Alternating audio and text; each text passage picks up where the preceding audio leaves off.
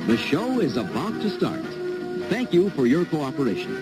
Enjoy the show, and please come back and visit us again.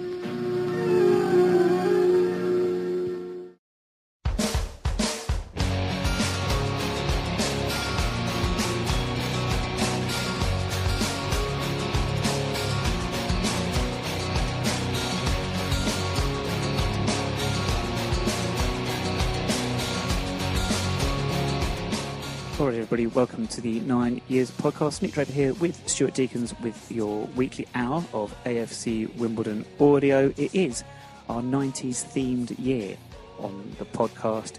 Every single week we're starting off with a 90s tune, and this week I think I've outdone myself. A moment of inspiration. I love this song, but you know what? I'm not going to tell you who it is.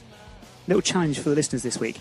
Tweet us at 9YRS podcast or email us 9YRS@may14.co.uk. We want band, song title, album as well, if you can, if you recognise this absolute modern day classic. Well, it is in my lifetime, at least. What isn't a classic, or what wasn't a classic, was AFC Wimbledon's last League One outing last Saturday. 3-0 defeat at Burton Albion. We'll be going through that one in detail shortly. All the other usual features coming up. Neil Cox's pairs after that. We have more inappropriate BBC 606 audio for you. And we announced the winner of our Facebook Player Food Pun competition as well. Before looking ahead to the game with Gillingham, there are some Don's Trust issues to touch on too. But first of all, Stu, as much as the good mood that I am in with that intro tune this week, it's all going to go downhill rapidly for me. And I do apologise. I can feel a rant coming on. And you know what it's about, don't you? The rants? No, I'm not too sure. There's many things you can rant about. No, you honestly don't have a clue? I will say one word: Checkatrade. Oh, that competition. I hate. Officially, you can listen to this, listeners, and I stand by this, and I will stand by this for every day. In its current format, this competition, I hate it. I hate it more than I hate Watford. God's honest truth. That sounds like I find it funny, the tournament in a way. I don't agree. I don't agree at all with the under-23s coming in, and I don't see any benefit. And it's been proven there's no benefit because hardly any English players are playing in it of a certain age. I think the reason I laugh about it is the fact. Well, one, we played Charlton on Tuesday night, and I think the ground was potentially between 5 and 10% full capacity. I think we probably took more to our under-21 game at Merstham than we did to Charlton. We took, I think, 143 fans originally reported in a 1,244 attendance. That's in a stadium that holds what, 20? That's 25, is it? I'll look it up now. I think it's touching 30. Easy. So how empty must that have been? But I think the reason I find it funny is the fact that Sky Sports on Tuesday night, every time they went to their reporters at the ground, they just had empty seats behind them. Like, the Checkatrade sponsors must be going mad, thinking at least put some dummies in there or something. But I think it's just a joke, the competition. The bad thing about it is there's some decent money in there. If we're being totally honest, there's decent money in there. Reason for that is because the Premiership teams forced that to make sure we would have set up their under-23s. But the fans are not taking to it. Even how many Chelsea fans or Tottenham fans attended Crawley last night? No one wants to go and see the under-23s. There's many issues you've touched on there, and I will start with the prize money. Now, this is a big problem, right? Because this is how they, as you say, they are bribing us into taking part in this goddamn competition, this hellhole of a competition. How much prize money do we get for winning in the League Cup? Well, we don't. Apparently, there was no prize money for winning a round. Yeah. So the FA Cup, we know you get prize money and it increases per round, don't we? Yep. We believe there's no prize money until you get to the semi-finals. Right. So in this prestigious, it's not as prestigious on a level with the FA Cup, of course it isn't. In terms of cup competitions around the world, it isn't. But the League Cup has got a history. It's a serious trophy, and over the last decade or so, it's become a trophy that the big clubs want to win. They all want to win trophies. So Man City, Chelsea, Arsenal, Man United, they're winning this cup most years now. So how is it that competition, with all its prestige and its football league and everything, no prize money, and yet we're getting paid some like £10,000, was it, last season, to win a group game? So if you won all three group games, you got £30,000. Right? This is ludicrous. This is absurd. So this money I'm guessing it is coming from the Premier League teams that are putting into a pot for whatever reason. It's not helping the England team whatsoever. Manchester City played Shrewsbury last week with 3 English players in their starting 11. 3. Not to mention the fact that we've got Swansea in our group, who are a Welsh team. Shouldn't even be in the English league system to begin with, but also they are not going to be developing talent for the England team. They don't care. They openly hate the English. They sing it all the time, right? So anyway, on that little side point, I've gone off track a little bit. I just don't see why we have this competition with under 23 teams in it. I don't get what the benefit is now for anybody whatsoever. What is the point of it? Can anyone explain it to me? Because more and more, the longer it goes, the 3rd season we're into this now, for me, this is clearly just them still trying to throw in and crowbar in under 23 B teams, whatever you want to call them, into the Football League system. Because otherwise, objectively, why else are they there? Yeah, and it just seems like I know what you're saying, and I agree with you. It just feels like a slow burner in terms of like I was expecting them to if they were going to push for the B teams in the Football League, which is of course what they're going for. I was expecting them to really push it. So what's this? The 3rd season now? Yeah, or the second? 3rd season.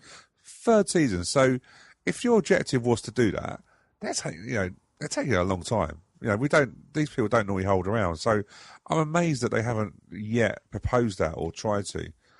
Because you're right, it's just, what is it doing? It's, there's just, I can't even understand the under 23 coaches from the Premiership clubs really understanding or benefiting from it. They're not playing in stadiums that are full of people. No, they're playing against mix and match teams, aren't they? Exactly. It doesn't in any way represent or marry up or mirror a typical League One football. They talk about, because the intensity is just not there. It's just totally lacking. So you're right, it doesn't recreate. If you want the players to get the experience of playing men's football, as we hear so many times, and I'll come on to that subject later about one of our current squad actually, but this isn't men's football. It's training ground, pre-season friendly football. From what I can tell anyway. I've not actually Sam watched a game in it. It is, and I watched the highlights from our game, and when they started the penalty shootout, you could actually see all the players, Kwesi Appiah and that, all laughing at each other. Yeah, that's a surprise. And that said it all. Even Hansen scores a winner in front of an empty stand, and then another empty stand, and another empty stand, and just doesn't even know what to do. Doesn't need to celebrate because there's no fans. Can't even go and give the home fans abuse because none of them turned up. It's just, it's just a competition that I don't understand why now. It's crazy. Yeah, my worry is that they're just, like you say, they're taking their time on it, but I'm thinking they're hoping that the longer it goes and the quieter the opposition goes, then it'll just more easily be able to maybe just, it's like the whole thing when you give an inch, you take a mile, and it might not happen immediately, but you give an inch, then you give another inch, and so on, so on, so on. So you think there'll be something else that will come after this, don't you? If it doesn't immediately transfer straight from this to B teams in football leagues, I sense there might be something else down the line. And the influence, again, unfortunately, the way the Premier League is now with your top 6 clubs being on a different level to everyone else, who knows what. And also, very importantly, run by coaches who are not steeped in the English culture of the way we do things. So your Guardiolas, your Jurgen Klopps, your Pochettinos and all that, they've come from other places, and increasingly it seems that we bend to them rather than them bending to us. Yeah, and it's interesting. It's interesting you say that, and because I was watching Andy Boothroyd, I think he's involved in the under-21s now, and he was actually saying about how many of our forwards now are actually going abroad and actually playing games. So out in Borussia Dortmund, I think we've got, is it Sango who's out there? Sancho, and Jordan Sancho, Sancho, and I think he named about another 4 or 5 players. And it got me thinking that our coaches need to do that, because you're right. Every coach that comes in is a foreign coach. And it got to a stage, one of the things that annoyed me was when they started talking about the winter break and kept all of a sudden putting their 2 bob in, going, well, yeah, you should have winter breaks done everywhere else in Europe. And you're thinking, well, no, you're in our place now, and this is how we do it. But you're right. They're not steeped in the tradition of having 4 competitive leagues. You go to Spain, and Spain in their second division have the Barcelona and the Real Madrid B teams, don't they? Yeah. That's not. I don't think that's. Maybe I'm being naive. I don't ever see that happening, because I think we had a very strong football league structure. But you do have to worry it would hit League Two and probably Conference, where some of these clubs, how they survive, I don't know. So the bribery is always there. Don't forget, the bribery started when they brought in the football academies, and they now can pick up a player for next to nothing, even though the club's done all the work. That was a bribery because they were going to threat to take out the Premiership money that they subsidise for football league. So bribery's been done the whole way through, and that's how the Checkatrade becomes such a farce. And the last thing I'm going to say about it is that prize money we spoke about. How much of that do we actually win, and how much do we lose in terms of hosting these games? Because it costs money to actually just play a game at your stadium, even if it's just the cost of the electric for the floodlights, because they're all midweek games. But these things aren't cheap. The cost of producing the programme, all these bits and pieces. Yeah, it's a fair argument, and then maybe it's one of the things that could be asked at an upcoming trust meeting, maybe, because it's a fair argument to know, are we making any money after costs? I seem to recall very vaguely at the start of this when I think Eric said, maybe I'm making this up or I invented this, but did we not see at some point that any profits we got from this competition we weren't going to invest, we were going to invest to our academy? Is that ringing a bell with you, or is that just me making things up? No, do you know what? I think you are right, but I also wonder, was that just said because of the anger that we actually were playing in the competition, even though we can't drop out of it and that sort of side? So I'm not too sure. Well, but it would be good if it is, but I don't know. But I think you are right. I think that was mentioned very early on when obviously the unrest amongst the fans for us playing the competition. And as you quite rightly mentioned, there is a Don's Trust meeting actually next Thursday on the 13th of September, where perhaps there is an opportunity to ask such a question. But we will come back to that later. I've probably ranted, as you can tell. I'm not happy whatsoever with this competition. I've probably ranted about it enough for now. I should probably touch on it. I don't really want to touch on the game. We won on penalties, apparently, and we get more points for doing so. I don't really understand it. Yeah, I think all you do is you take out any of the positives you can. Saul's got a goal. We got him back playing fit. Anthony Artigan apparently had a good game. We got Hansen and Jake Jervis some minutes. They're your positives. We could have done that in a training game behind closed doors, though, couldn't we? And probably got more. Pretty much was behind closed doors. Well, yeah, it pretty was, and they're your positives out of it. The only thing that possibly we didn't get very good out of it was possibly an injury to Thomas, who got injured with a real shocking. Well, he just seemed to get his knee caught in a turf, so hopefully that's not too bad. But yeah, apart from that, yeah. Bit of wasted time. And a glorified training session. You are right. The only things that I took from it when I saw the team sheet, Tom Saw's back from injury, straight back into the side. And, more minutes for Jervis, more minutes for Hansen, I guess. And an appearance for Joe McDonnell. Now, speaking about playing men's football, like I said earlier and referenced earlier, Joe McDonnell is going to be playing in these games. He's going to be playing in these Checkatrade games. Are we the right place for him to be? I want him. I think he's very good. I think he could quite happily step up into the first team for league games, and he has done in the past. But do you not think him sitting on the bench is really no good for his development? It's not. He's probably always getting. Ashley Bays is not rumour. I'm trying to think the word is now, but he's quite well regarded in terms of his coaching and stuff like that. So you wonder whether he just feels the benefit of staying under Ashley Bays. He needs games. You're right. I'm getting to a stage now thinking that every time I see him, he just looks bigger, more commanding, more confident. I've seen McDonnell play now I remember seeing him back in the under-21s at Merstham.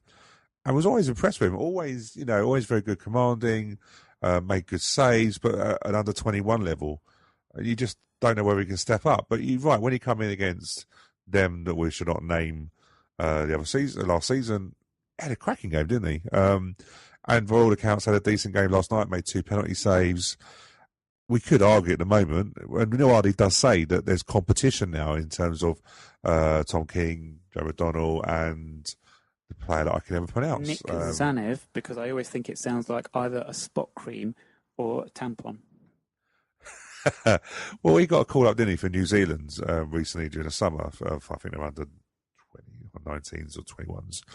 But I would really like, Tom King. I think we had this discussion last week, didn't we? Tom King hasn't set the world alight. I think that was always going to be very hard following George Long. But I wonder what is the difference between them and Joe McDonnell? It could be. We are conceding goals like they're going out of fashion, and maybe there is a chance for Joe. But if not, then surely he needs to do what Ekdikaja went and get some game time out on loan. Irony being, as we said before, perhaps Karja would have got more opportunities this season. It's the way things go. Right, you said they're conceding goals like going out of fashion. It seems to be our problem is twofold over the past, 5 games, if you include Tuesday night, is conceding goals, not scoring enough goals. Are we just being punished for making mistakes? You look at the Walsall game, we've already said, okay, it's a good strike for the first goal, but Purrington didn't do enough really perhaps to stop the shot coming in. The second and the third goals against Walsall were car crashes. Sunderland, you could argue Lee Catmull probably. Okay, he's obviously a level above us really, but not the sort of play you'd expect to find making space for himself inside your 6-yard box. And Burton Albion, I mean, what's gone on? What's happened there? How has Will Nightingale gone from the most composed centre-half I've ever seen against West Ham, where everything, he was just getting his head in the way of absolutely every ball that came in the box, absolutely fantastic. And then the next thing I see is him dawdling and getting caught in possession in our own box. And then for the second goal against Burton, he just doesn't make a decision. He gets himself in a muddle. Doesn't make a decision, isn't then... Will is he's an athletic guy, and he gets pushed and swatted aside like he's a fly. It's like, how has that happened? Is that just because he hasn't played enough football, even at his age? Well, yeah, Neil Hardy's alluded to that, hasn't he? That, what is Will now? 23, is he? Yeah, 23, I'm trying to think now. But he's not played the games that you'd think a 23-year-old man would have played. And he's a man now. He's not a youth product anymore.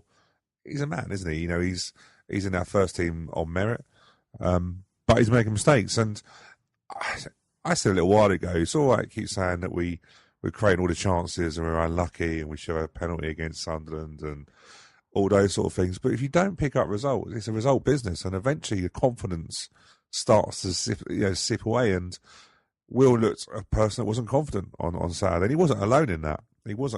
And that's the worries. That is my worry at the moment. We have an outstanding captain in Deji, and you couldn't really fault him. And Purrington was decent as well on Saturday. But Nightingale and Nightingale and Watson was a weak link. And Burton really they just outmuscled us. And Will's got an annoying habit at the moment of just not going and attacking balls. He's a big lump. He's 6'2", 6'3". And a couple of times on Saturday, he kept letting the ball bounce. And as soon as he let the ball bounce, he then was just getting out-muscled. And decision-making is the thing that is really troubling him at the moment. And if I'm being honest with you, I probably would take him out of the firing line for a bit. I think he needs it. I think his confidence is shot to pieces. It's been a tough run of games. You think Walsall on form, Sunderland, West Ham, Burton just been relegated from the Championship. And I think it's been a tough run. But then, who do we bring in? Because at the moment, McDonald looks like he's got one game in before he gets either injured or he takes somebody out and gets a red card. So, at the moment, our centre-half pairing is causing a problem. But it's confidence, and you keep losing games. You saw it, like I keep saying, we're creating chances. Yes, we are. And the forwards are not putting them away. But it's putting pressure on the back four and the goalkeeper, who I don't think Tom King is making anything. It's nothing special from what he's doing. And confidence is sipping away. There's your problem. Goals then, going in the other direction. 3 goals in 6 league games. So averaging half a goal a game. Seems to be the return of Wimbledon 0, I'm afraid. Kwesi Appiah. I'm just going to throw that name at you and see what you come up with, because I'm worried. I'm worried at the minute. I don't think he gets in my starting line. If I'm Neil Ardley, and, people have said there is a certain likeness between myself and our great manager, as I've said in the past. Yeah. Did I ever tell you when I got my hair cut and the hairdresser was just like, we would have found. He said, I was going to say, you look a bit like Neil. I was like, yeah, thank you very much. Yeah, it was great. I thought you looked like Barack Obama myself. But that's another conversation for another day. And that's totally thrown my train of thought. Yes, sorry. If I was Neil Ardley, James Hansen and Joe Piggott are my front two. Yeah, Neil Ardley's, do you know what? Neil Ardley's caused himself a big problem, and the problem he caused himself was, unfortunately, and I'm not going to say that I didn't agree with this, but when we signed Quezzy, he quite openly went out and said we've signed a championship player. Said it outright. Pretty said, you know what, these are the sort of players you don't get. And at the time, I won't now say all of a sudden I'd say something different. I thought it was a great signing. You know, Quezzy when he was on loan at the time. Yeah, I did as well. Excellent. You know, I said, great signing. I can't believe we've got that. But unfortunately, what we've all done, and what Neil Ardley's now struggling from, is that really Quezzy is not the top striker now. And I think, I don't think he gets in. I think you're right. I think you play Hansen and you play Pigs. Oh, sorry, don't call his nickname. Joe Piggott. I think you play them two. I think they're the ones that are going to give you the most joy. And from what I saw, Jake Jervis against Burton Albion, I think he's going to probably run Quezzy close as well, because he just offers something totally different to what Jake Jervis offers something totally different to what all the other strikers can't do, and that is pace. He's got abundance of pace. He really can shift. And he can play out wide, so he can play more positions. Quezzy, I asked you a question about Quezzy because I've sort of been skirting around it. I just don't see what he gives us anymore. He doesn't want to run in behind. He's trying to do fancy things. He's trying to do things that maybe he did at Palace. You know, he trained with the Palace first team. I've got no doubt about that. But he needs to get his hands dirty. He needs to work hard, and he's not working hard enough at the moment. And then he's getting the ball. He doesn't want to run in the channels anymore. So a couple of times at Burton, he just literally wanted to play with his back to goal. But he's getting the ball literally he's probably getting halfway into the Burns half, and he's trying to chest it. He's trying to do little tricks. He's trying to draw fouls. And against Burton, we just weren't able to get up close enough to support him, and it just falls down every time. And then you just don't find he's working hard enough to get the ball back. Doesn't want to run in the channels. The flip side to that is he had our two best chances in the first half of Burton, and could have easily ended up with 2 goals. Yeah, is he now turning into basically the replacement for Cody McDonald in terms of somebody that in the 6-yard box, when he gets in positions, should be able to get you goals? Thinking he has got 1 goal this season. That was when he was basically on the goal line to finish off a chance against Walsall. It's those sort of areas a poacher is going to be in, isn't it? So, yeah. But how do you get like you say, if he's not really got the pace that maybe a Jervis has, how do you get him in those positions more regularly? I don't know if we are that sort of team, if I'm being honest with you, because I look at the team we've got, and we've got attacking midfielders who want to get in the box, so they're going to crowd the area. I think the way we do with Andy Bartram, especially with Mitch Pinnock, is Pinnock wants to get to the ball. He wants a target. He needs a target. Quezzy is not a target. He's not a big man. So I don't even know if we're going to get. I don't even know if we're going to get those 6-yard areas, box goals as such, the cheap goals. Because I think actually we're more suited towards a target man team, which is why Hansen and Piggott, who looks decent in the air this year, will be fine. So I just don't know if we play the starter, because Quezzy doesn't want to run in behind anymore.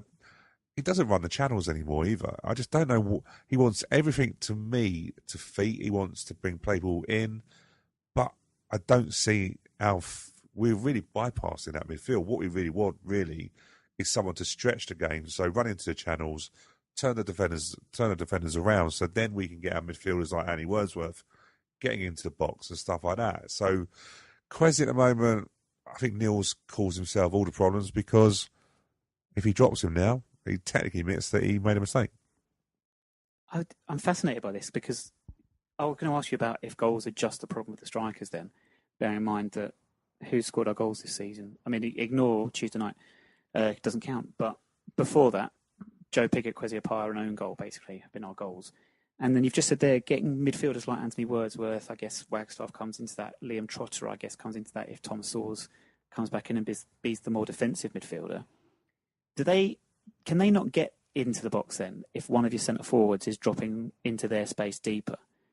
Crowds it out. But surely then, if he drops back, one of them has to take the initiative to get ahead of him, surely.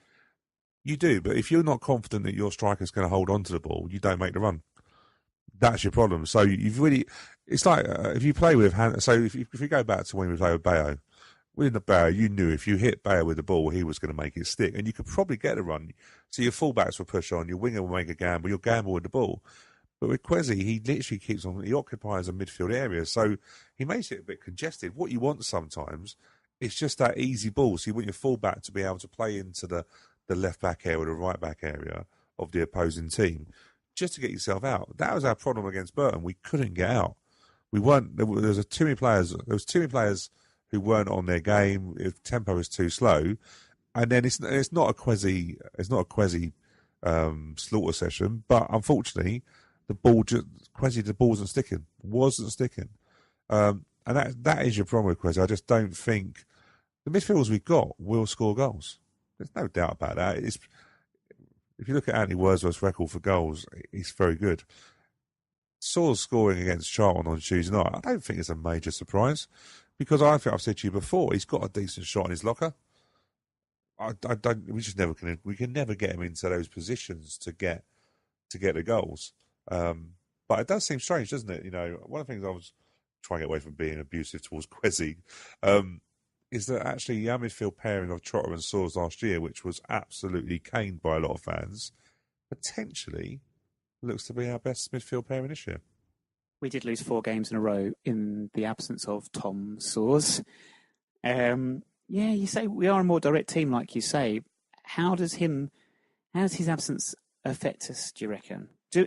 We said there was a point last season where we sort of said, well, maybe Tom Saws is one of those players that you just don't see what he brings to the team until he's not there. And we have to ask the question now after the last 4 games we've lost. What is it like? What is he actually doing, perhaps, that's helping protect the back 4? Is it just an extra body in there? Joe, I think it's an interesting. I think he's better. He's better than what people make out. And some players, it's all So, to give you example, some players like a Mitch Pinnock, you'll see this season, you'll go, I can see what he's doing. He's making forward runs, getting balls in the box. But the stuff that Tom Saws is doing is basically his positional play, making sure he doesn't get too far forward, protecting the back 4 so that they haven't technically. Because a lot of times when our play breaks down, we have, as when Tom Saws hasn't played, literally midfielders running directly at Deji and Will Nightingale, which you don't really want because those guys don't want that. I think he's just able to sit. He's probably better suited for a safe midfield. So, you've got Trotter and you've got Saws. One of them's going to sit. Normally would be Saws on that sort of side of it, even though I think Saws is actually better going forward. And he has got a handy shot on him. You look at some of the goals he scored for Bury and teams like that. That's not a major. He's come out already in the interview this afternoon saying that he does that in training every day very confidently, and I can believe he does that. I think I really would love to see us play with a 3. I'd love to see us play with a 3-man midfield of Saws, Trotter, and maybe Wordsworth, because I think then it just gives that. Because if you look at the first half display against Walsall, Anthony Wordsworth was literally getting into box as much as he can. Second half, he couldn't get anywhere near the box. We just seemed to lose all that attacking ability. And I think we've got a bit of, I'd say, tinkering to do, but we haven't stumbled across the right formation yet. Okay. It's the first time I've heard someone say that or suggest a change of formation. I was very happy with 4-4-2. Got to be honest, got us out of a bit of a hole last season.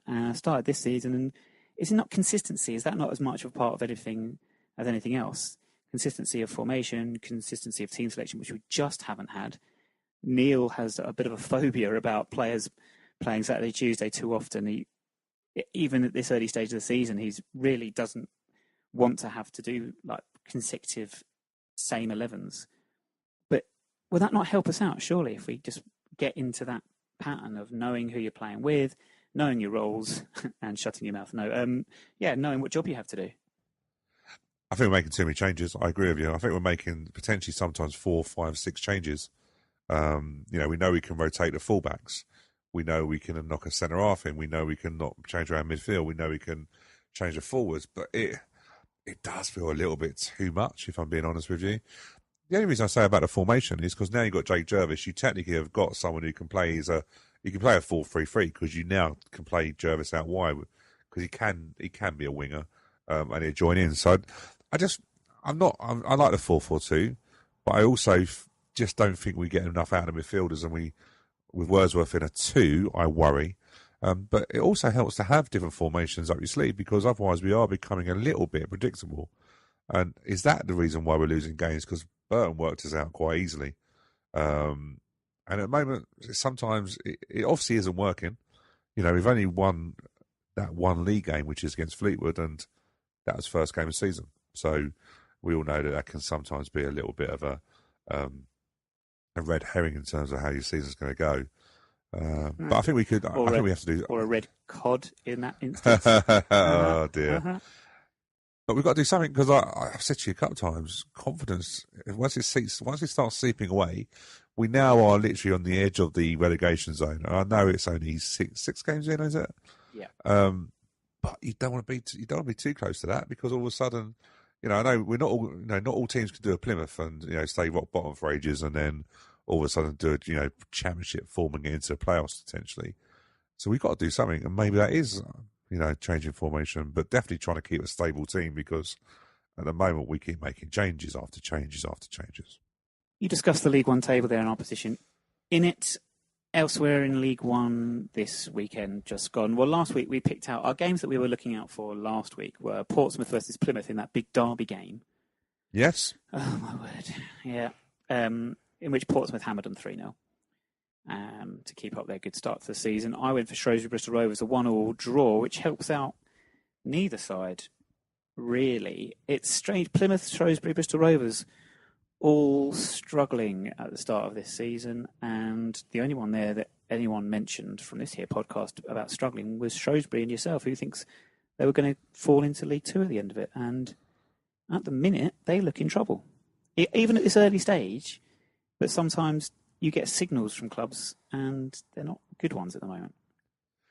Yeah, I'm not going to sound right, because only 6 games in, and look at, like I say, I alluded to what Plymouth did last year. But to me, I felt they signed a really good manager, and that can do wonders for your team. Got loads of loan signings in. Before that, Shrewsbury weren't a good League One team. They're very much like us, trying to survive relegation. And all of a sudden, went on a Leicester-like, run of games and great. But I think if you ask Shrewsbury fans, I don't think they felt they were going to have another season like that. So not as a major surprise. I think Bristol Rovers, that's an interesting one, because I think the locals there are already starting to get on the managers back. I think that could be a potential another management change very quickly, because they are very vocal and also very ambitious fans who sometimes don't accept that they are a League One level club, and they think they're going to be bigger because, of course, they live in the shadow of their neighbours, don't they, in that part of the world. So Plymouth. Don't know what's going on with Plymouth. I don't know how you start so slowly the second, 2 consecutive seasons. But that's what they're doing. So yeah, let's hope that at the moment where we are, we just got to hope this teams are worse than us, because at the moment they're propping us up from being in a bottom 4. I seem to remember them not starting particularly well the season they got promoted. After we beat them at Wembley, I think they took a little while to get going again the following seasons. But anyway, you mentioned managerial change perhaps at Bristol Rovers in the near future. We had another managerial change this week just gone. Michael Collins left Bradford City, another name that was on our list pre-season. David Hopkin, former Crystal Palace midfielder. I remember him scoring at Wembley, I think, for a playoff final perhaps. They just seemed, I don't know if this is if it's your philosophy to get a young manager in place, then you stick with him and support him longer than 6 league games. I can only assume that this is financially motivated, because this is a bizarre appointment. Yeah, do you know what?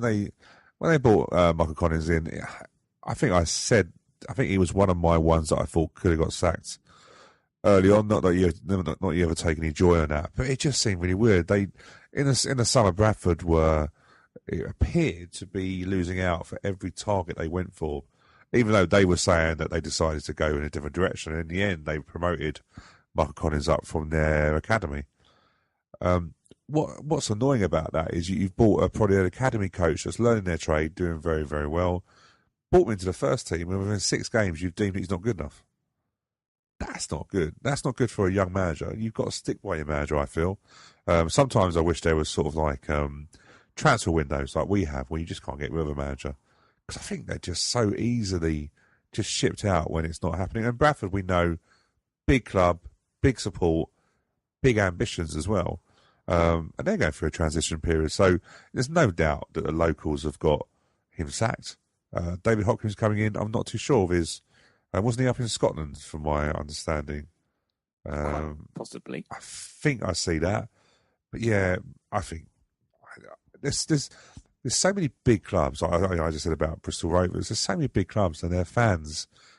We say that we've got some fans that got on Neil Hardy's back last year, but we're saints compared to some of these other clubs.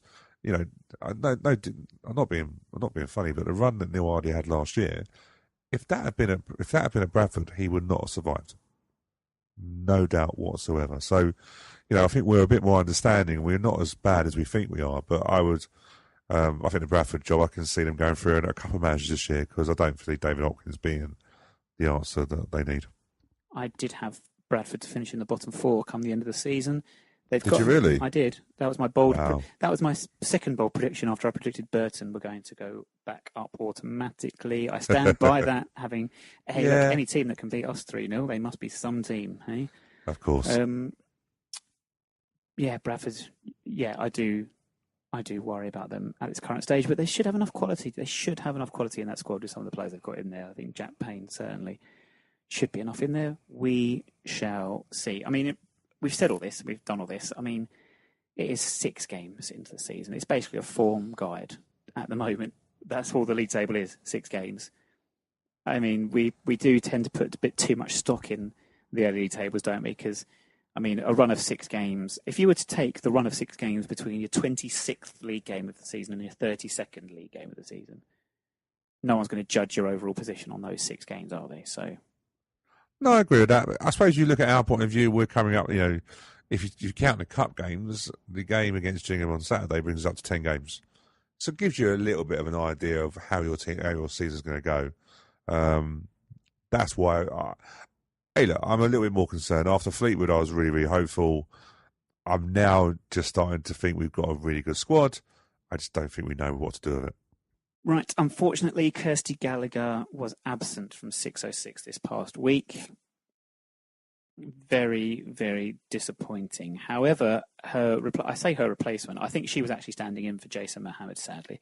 He'll be back more often than not. But I think he and Robbie Savage were definitely trying to, replicate Kirsty's inappropriateness.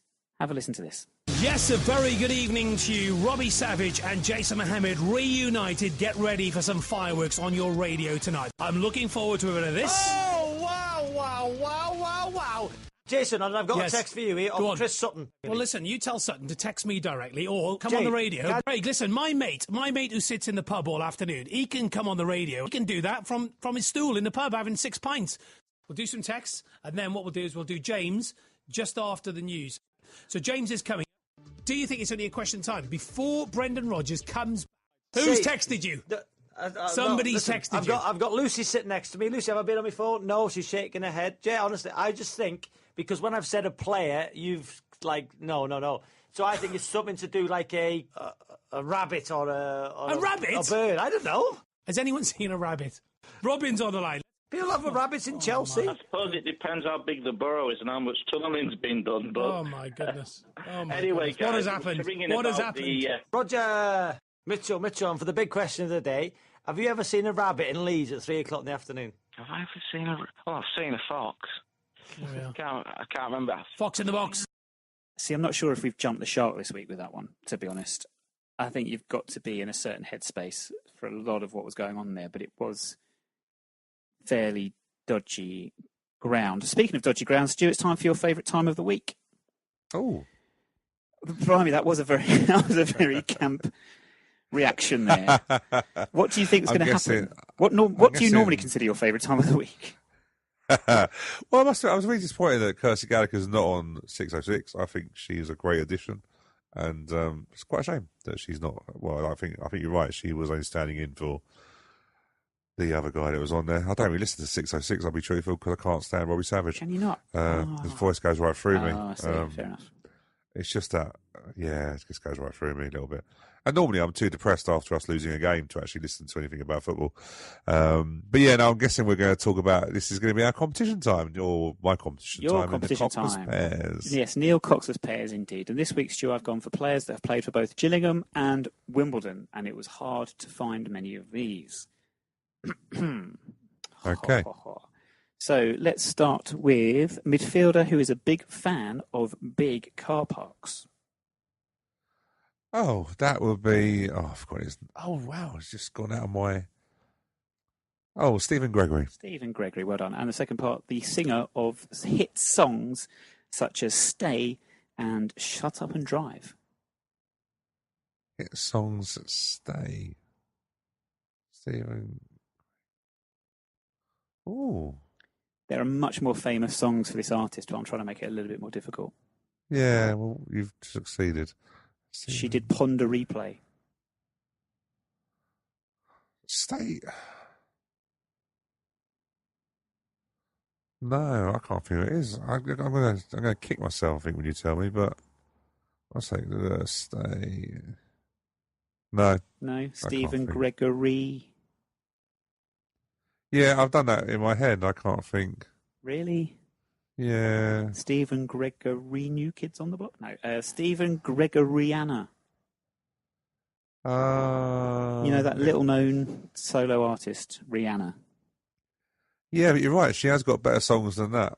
I don't know if she's got better songs. She's got more famous songs. It wasn't the person I was thinking about. I think I do like her Umbrella songs. It's a classic, isn't it? You just think about Steve McLaren every time you hear that song. The Wally and the Brolly. Yes. Second one, attacking midfielder who scored on his last appearance for Wimbledon earlier this calendar year. Which should be Dean Parrott. Mm-hmm. And the medical term for damage to the eyes. Damage to the eyes? Yeah, damage to the retina. The medical term for it. Dean Parrott. You'd be buggered, wouldn't you? I don't know what the medical. I really hope not. I don't like this game, especially when I can't think of the answers. These are quite tricky ones this week. At least it's not a geographical question. No. You know what I mean? That'd be worrying if I couldn't work out where things were near China. We'd be waiting for longer than for. Oh, I'm not going to say it. We'd be waiting a long time. No, dummy. Dean Parretinopathy. Yeah, okay. You're not getting me to get that one. Yeah, okay. Third one. Oh, I've done this the other way around. So the player is the second part. Okay. So the first part is an American crime drama about a dying chemistry teacher called Walter White, in which he makes lots of drugs and stuff. I don't really watch anything like that. It was finished about 5 years ago. It's pretty famous, though. Got like chemistry symbols for its titles and stuff.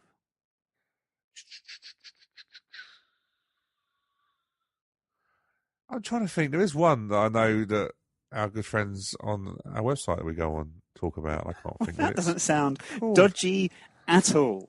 That does sound dodgy, doesn't it? That thing that everyone on that special website we visit.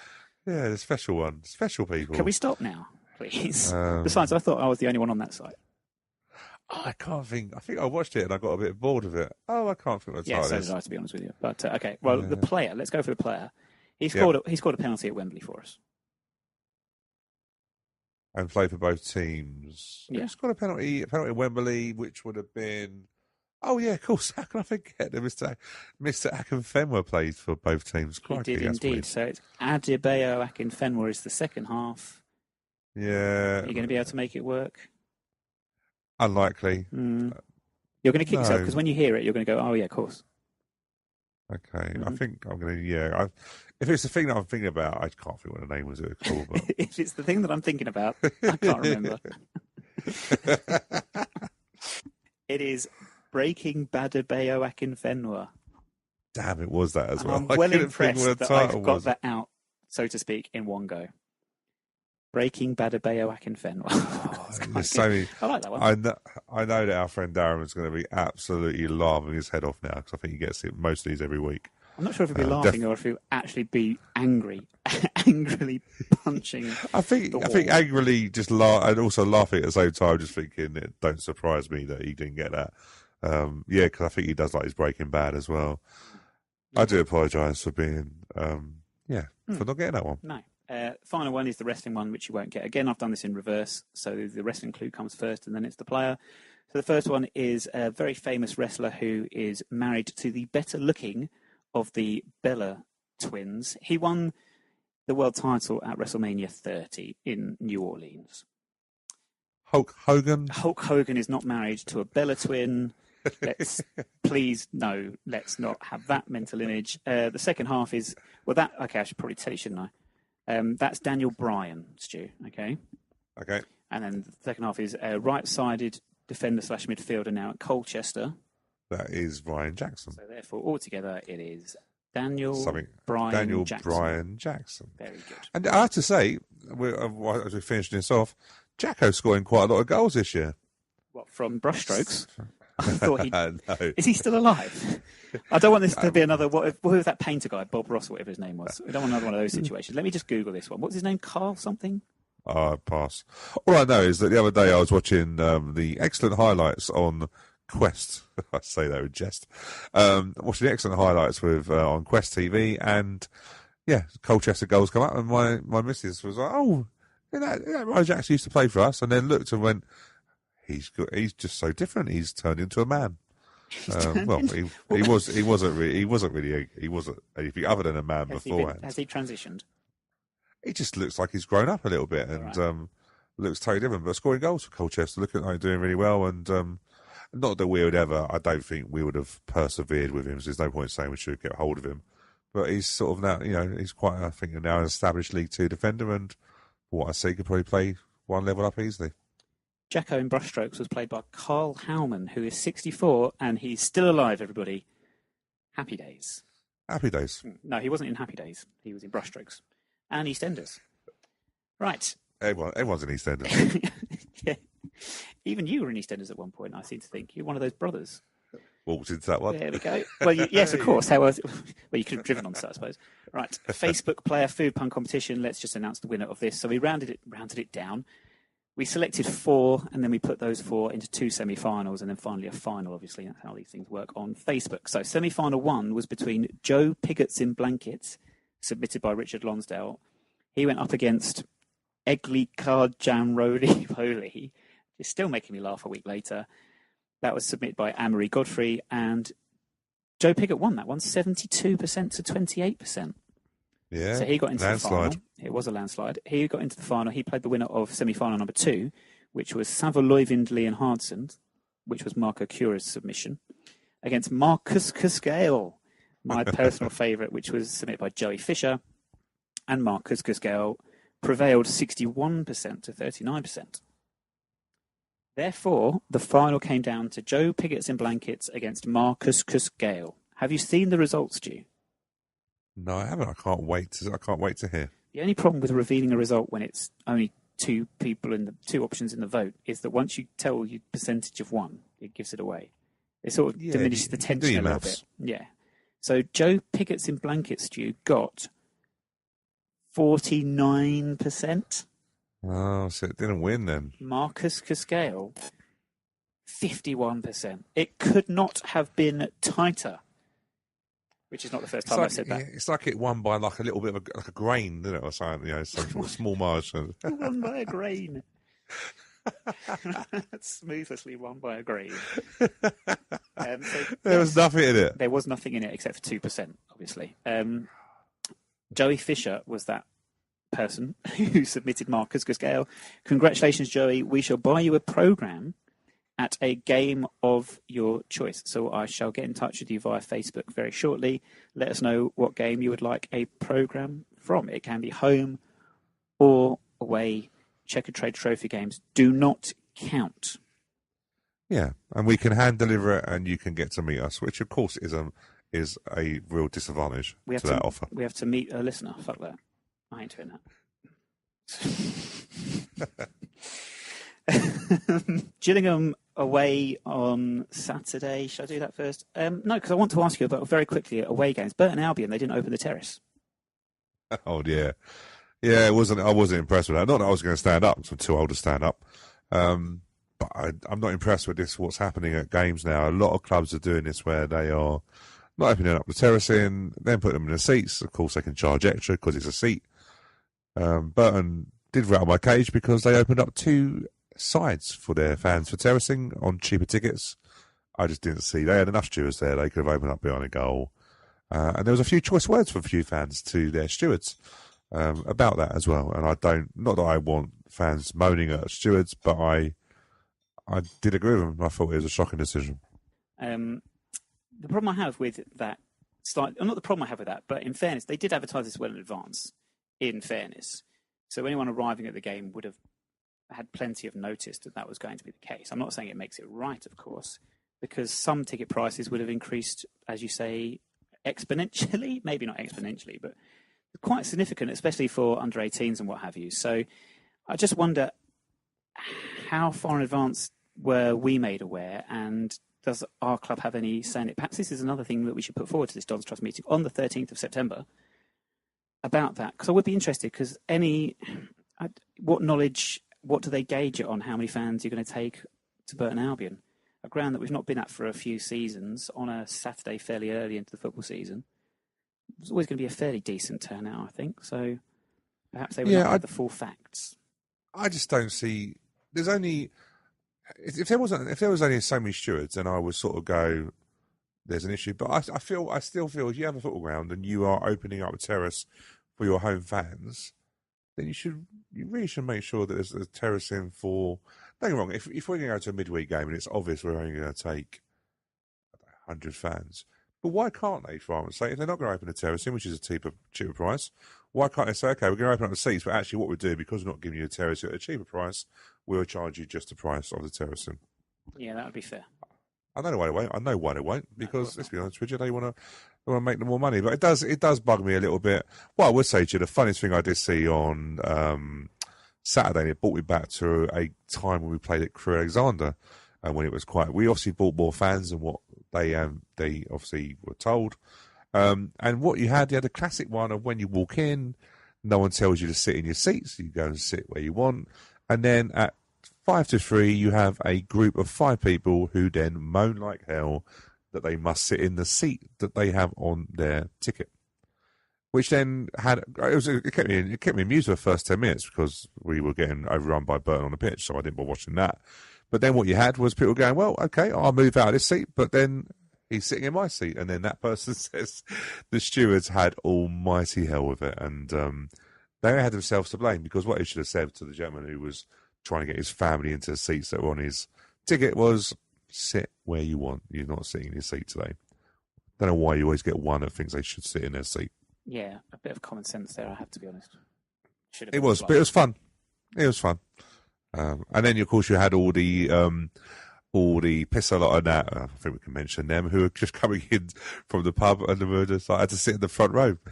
They weren't happy. Would not be happy. They weren't happy, and then they had to watch us play like that in the first half, which was not great. But yes, perhaps I shall ask this question at the Don's Trust SGM if we get this opportunity. This has specifically been called this meeting, by the way, because there will be an issue if. That wasn't even a word. I sort of combined in and of there, which was incorrect. It came out really weird. We're going to issue new shares in AFCW PLC, the holding company, which we own AFC Wimbledon through, which we own the football club through. However, this needs to be put to a vote. It's one of those big votes where we need quite a lot of people to turn up and quite a lot of people to vote in favour of it. So there's a bit of a job on. It's almost like back in 2 ticks all over again. So, very important meeting coming up on the 13th of September, next Thursday. There is more information about this issue on the Don's Trust website, thedonstrust.org, under the news section. Search for the article Sharing a Successful Future, which was posted on the 26th of August, and have a read of that if you are a member. And please, if you can, next Thursday, make your way down to Kings Meadow for that meeting. We are a trust-owned, fan-run football club, and it's issues like this where the Don's Trust is important. There's a double-sided coin, of course. It's a double-sided coin. All coins are double-sided. It's a double-edged sword, this one, because on the one hand, this is exactly why we have the trust, isn't it? Because we need to have protections in place for a club which requires certain amounts of percentages of votes and people turning up to vote and things like that. Very important to protecting our football clubs, and what happened in the past is never replicated. The flip side to it, when you do read some of these things, they are these legal bits and pieces of corporate admin type things that are not particularly interesting, don't capture the imagination, and actually confuse a lot of people when we start talking about selling shares in another part of the trust that owns another part of the club and all this business. And that's why people get confused. It's not very simple or straightforward at first glance. And that's perhaps where some of the issues with engagement comes with the Dons Trust. But maybe that is an argument or a discussion for a time after this rather important meeting. And with that said, I can go back to my original point, which was Gillingham. And as we are running rapidly out of time, Stu, I'll just say they are 4 games without a win, 3 defeats in their last 4, having won their opening 2 games of the season. Last Saturday, they lost 2-1 at Barnsley. No disgrace in that. We spoke at the start of the show about centre halves. When they've got Tom Eaves up front, who is your stereotypical big lump, we're going to have to be in for a bit of a battle, aren't we? I think that's what this game's going to be. It's not going to be pretty. It's going to be one to dig in and tough it out, stick it out. Yeah, he's decent. He's decent, Tom Eaves. I think we were after him last year before we went to Gillingham, so we obviously rated him as well. 4 goals. Josh Parker also used to play for us.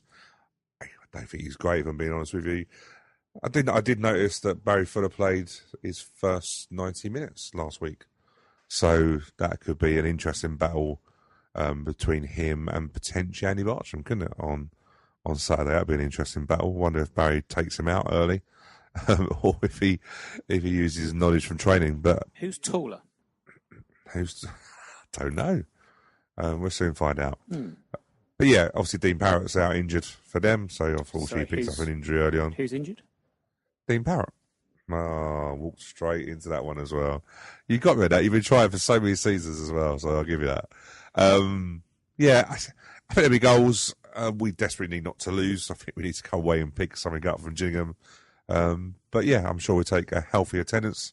I won't be going, which I'm a bit gutted about. I will be having a weekend off, and then I look forward to the weekend after for the beauty of, I think it's travelling down to us now. Is it Scunthorpe, isn't it? Yes, Scunthorpe the following week. All these games are coming thick and fast, aren't they? They are indeed. I do hope we pick something up at Gillingham. I hope it's not our cars after the wheels have been stolen and they've been left on bricks from parking in the surrounding streets. However, with that Kent stereotype out of the way, sorry, Ray and Sharon, predictions, G.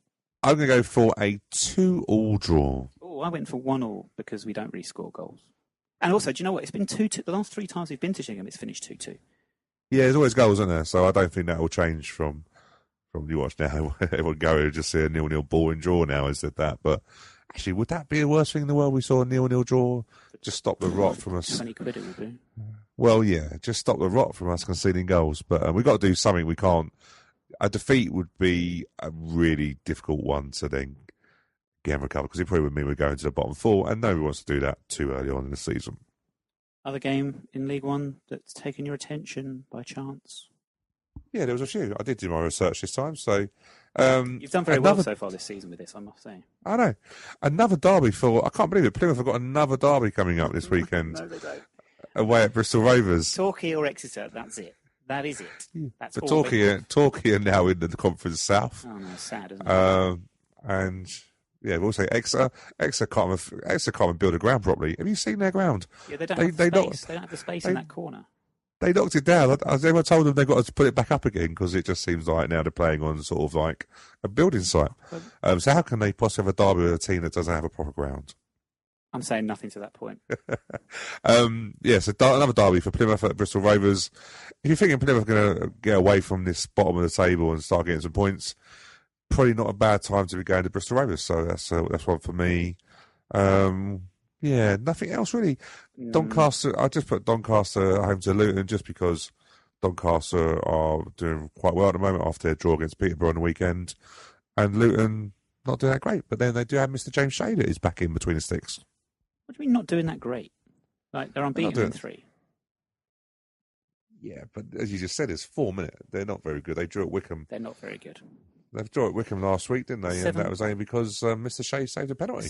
7 points from their last 9, Stu, which is more points than we picked up all season. Yeah. Yeah, that's a good point. That's a good point. But then if I'm going to compare us against any other team, then I'll be silly at this present time. Very true. Do you know what did catch my attention? It's Lyle Taylor versus Adebayo Akinfenwa this weekend. Really? It's Charlton versus Wickham.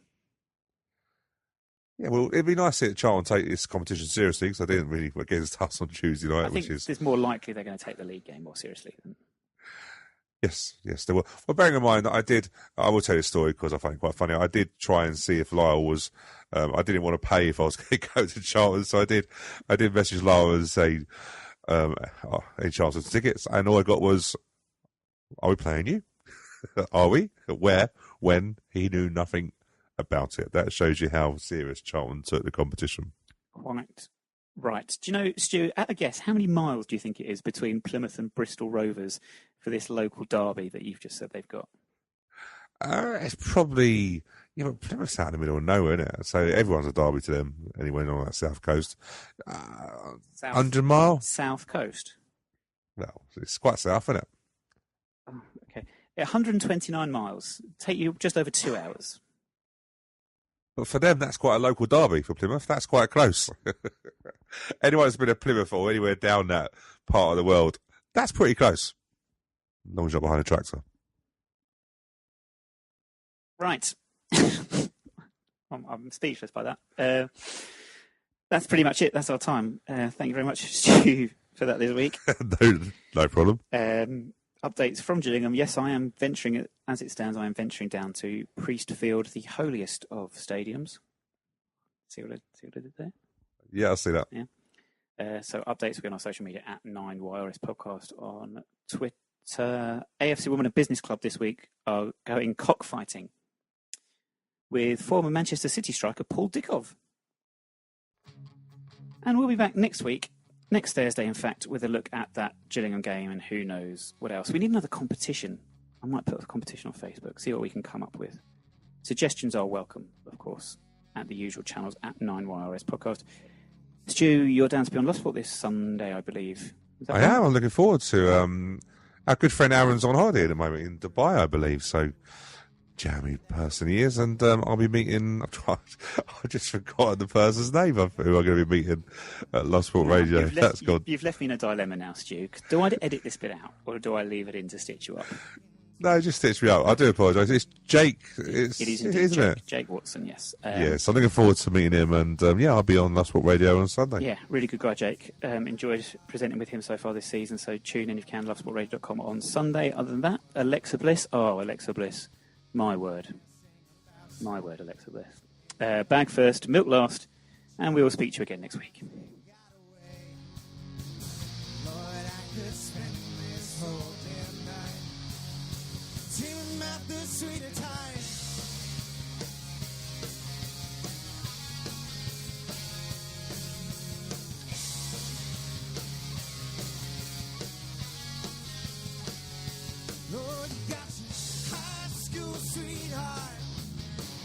Breaking all the rules, they're fogging up their windows and making love without a clue.